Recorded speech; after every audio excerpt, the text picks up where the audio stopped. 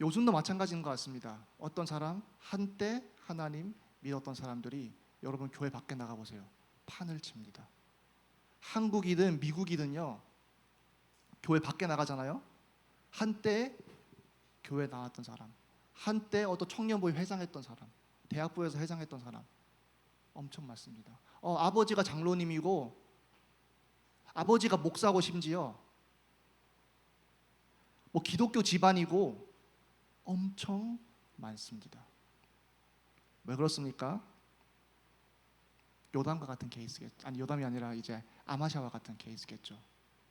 우시야와 같은 케이스겠죠. 한때는 예수 그리스도를 걸었던 사람이나 이제는 그 길을 걷지 않는다라는 것입니다. 왜 그럴까요? 저는 신앙의 길은 저절로 가지지 않는다라고 생각하는 사람입니다. 신앙의 길은 뭡니까? 애초에 좁은 길이에요.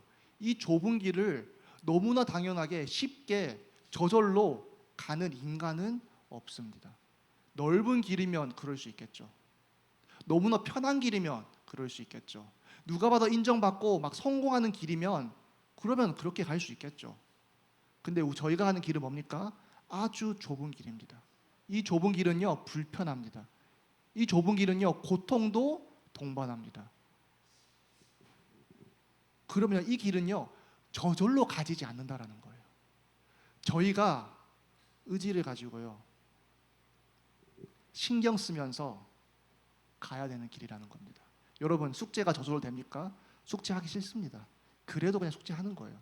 여러분, 뭐 학교 가서 공부가 저절로 됩니까? 그러시는 분이 있다면 정말 축복받으신 겁니다. 그냥 가는 거예요. 가기 싫어도 가서 듣기 싫은 수업 듣는 거예요.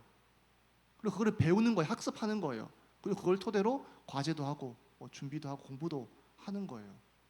저절로 되어지지 않습니다. 신앙도 똑같습니다. 신앙도요, 저절로 되어지지 않습니다. 신앙생활도요, 저절로 사라지지 않습니다. 이 신앙의 그리스도의 그 길을 가는 것 저절로 가지지 않습니다. 그러니 우리는 요담처럼 어떻게 됩니까? 하나님 여호와 앞에서 이 바른 길을 견고하게 해야 합니다. 누가요? 여러분이 갔던 그 길을 견고하게 하지 않으면 앞으로도 이 길을 계속 갈 거라는 보장은 없습니다. 여러분, 과거가 여러분의 미래일 거라고 착각하지 마시기 바랍니다. 많은 인물들 보면요, 뭐 솔로몬이든 오늘 뭐 아마샤든 우시야든 어제의 경건이 오늘의 경건을 보장하지 않습니다. 왜냐? 어제 경건했던 사람들이에요. 어제 하나님 잘 따랐던 사람이에요. 근데 오늘 그렇게 하지 않는 거죠. 오늘의 경건이 내일의 경건을 보장하지 않습니다. 왜냐? 오늘 잘 섬기는 사람이 내일 어떻게 될지 모르는 거예요.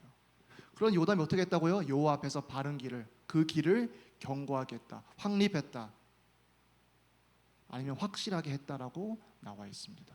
그러니 점점 더 강하여졌더라라고 나와 있죠. 여러분의 신앙, 여러분 어떻게 하고 계십니까? 여러분의 신앙 교육에는 여러분이 갖고야 하고 여러분이 책임져야 하잖아요. 그 신앙 어떻게 하고 계십니까? 여러분, 요담처럼 여러분의 그 신앙을, 아니면 그 길을 견고하게 하지 않는다면요, 언젠가 샛길 갈 수 있습니다. 여러분이 이 길을 견고하게 하지 않으면요, 언제든지 사단이 틈탈 수 있습니다. 여러분이 이 길을 견고하게 하지 않으면 여러분은 언제든지 무너질 수 있습니다. 아니면 이 길을 확실하게 하지 않으면요, 이 길을 제대로 갈 수 없습니다. 그러니 이 길을, 여러분의 신앙을 확실하게 해야 되고 견고하게 해야 되고 확립해야 됩니다. 누가? 여러분이요.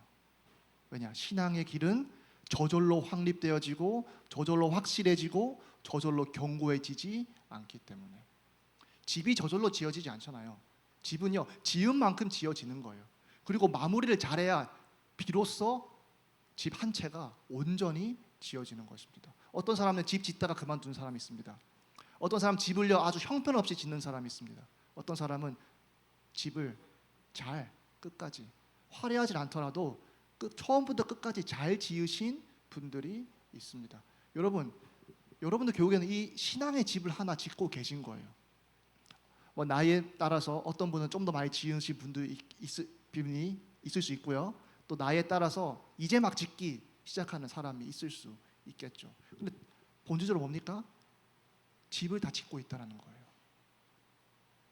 근데 이 집은 뭡니까?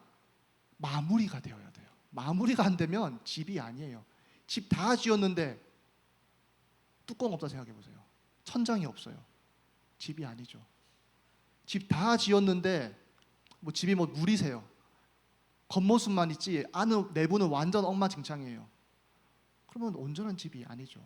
집은 화려하지 않더라도 적어도 한 사람이 온전히 거할 수 있는 곳이어야 합니다. 이 신앙의 집 모두가 짓고 있습니다. 여러분, 이 신앙의 집 여러분 어떻게 짓고 계십니까? 아니 이 짓는 걸 애초에 신경을 쓰고 계십니까? 포인트는 이거예요. 저절로 지어지지 않는다라는 것. 저절로 이 길이 견고해지지 않는다라는 것.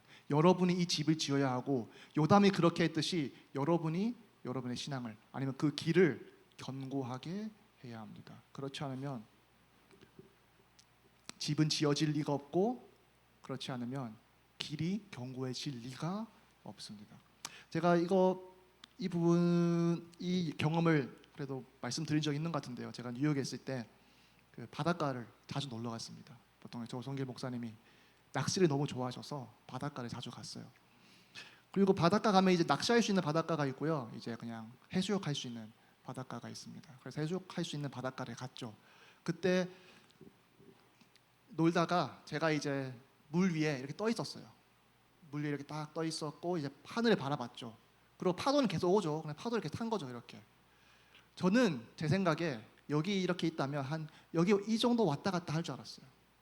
왜냐 파도는 치니까 한 자리는 있지 않잖아요. 그래서 뭐 여리 가다 저리 갔다 하겠지 했는데 그러고 제가 한 몇 분이 그렇게 했을 거예요. 그러고 멀리서 누가 저를 부르더라고요. 그래서 딱 일어나 보니까 여기에 있더라고요. 저는 여기 이 정도 있는 줄 알았는데 완전 제가 생각하지 못한 너무나 동떨어진 포인트에 있는 거예요. 친구도 보니까요 완전 저기서 작게 보여요. 그래서 소리쳐야 들릴 정도로. 그러니까 친구가 너무 제가 멀리 가니까 부른 거예요. 뭐 멀리 가지 말라고. 이게 저한테는 되게 인상적으로 남아 있습니다. 왠지 아십니까? 제가 그러한 지점에 있는지 저는 완전히 알지 못했거든요. 제가 주위를 보지 않고 내 위치가 어딘지 신경 쓰지 않고 그냥 파도 타는 대로 그냥 이렇게 떠 있으니까요. 딱 일어서 보니 제가 알 수 없는 지점에, 제가 아예 예상치 못한 지점에 제가 서 있었던 거예요. 친구가 이 정도 반경 정도 있었는데 딱 서고 보니까 저 멀리 있어요. 소리쳐야 겨우 들릴 정도로 멀리 있더라고요. 저희 신앙도 이렇게 될 수 있습니다. 여러분 신앙이 저절로 지켜진다고 생각하십니까? 여러분이 신경 쓰지 않고 그냥 여러분의 세상, 여러분의 삶을 살고 그냥 이끌려 가는 대로 살다 보면요, 여러분의 신앙은요 이 파도에 휩쓸려 가지고요 여러분이 전혀 예상치 못한 지점에 도달할 수도 있습니다. 그러니 자리를 지키려면 어떻게 됩니까? 오는 파도를 내가 견디면서 버텨야 돼요. 파도는 자꾸 나를 어디론가 밀어요. 조금씩 파도가 확 오지 않거든요. 조금씩 계속 옵니다. 이거를 내가 버티지 않으면 어떻게 됩니까? 계속 파도에 밀려가는 거예요. 정신 차려보면 아예 엉뚱한 데 있는 것입니다. 신앙도 마찬가지입니다. 세상은요 여러분을 자꾸 하나님의 말씀과 반대되는 곳으로 자꾸 밀어냅니다. 서서히 그리고 끊임없이. 여러분이요 이것을 알지 못한 채 그냥 거기에 그냥 휩쓸려 가면요, 여러분의 몸을 거기에 맡겨버리면요 어떻게 되겠습니까? 제가 전혀 예상치 못했던 지점에 있었던 것처럼 엄청 멀리 떠밀려 갔던 것처럼 여러분의 신앙도 그렇게 될 수 있습니다. 그러니 어떻게 해야 되겠습니까? 내가 나의 신앙을 견고하게 해야 합니다. 내가 가는 그 길을 확립하고 확실하게 하고 견고하게 하여야 합니다. 왜요? 요담처럼 끝까지 그 길을 갈 수 있도록. 저는 여러분이요 정말 여러분의 그 신앙의 길이요 일단 신앙이다 진짜라고 전제를 하고요. 그 신앙의 길을 끝까지 가시는 여러분 되시길 정말 저는 바랍니다. 유초등부든 뭐 중고등부든 대학부든 여러분이 10년, 20년, 30년, 40년이 지나도 여전히 교회에서 하나님 말씀을 듣고 그 하나님 말씀에 따라 순종하고 또 하나님을 섬기는 여러분이 되셨으면 좋겠습니다. 저는 이런 측면에서요. 저는 저희 교회에서 이제 뭐 장로님도 있고 권사님도 있고 집사님도 있잖아요. 그래도 저보다 다 연세가 많으신 분들이 더 많죠. 그런 분들에 대한 저는 존경심이 있습니다. 어렸을 때는 너무나 당연한 것처럼 생각했는데요. 보니까 당연한 게 아니더라고요. 아, 이분들이 이렇게 오랜 세월 동안 그 신앙의 길을 걸어오셨구나. 신앙을 지키셨구나.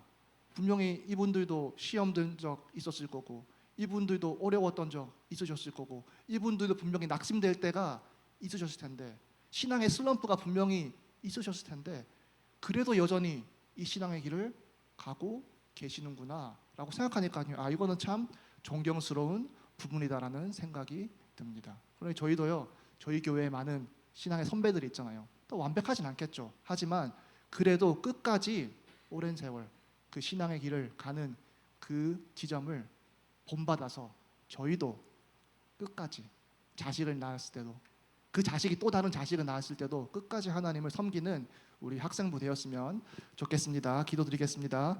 아버지 감사합니다.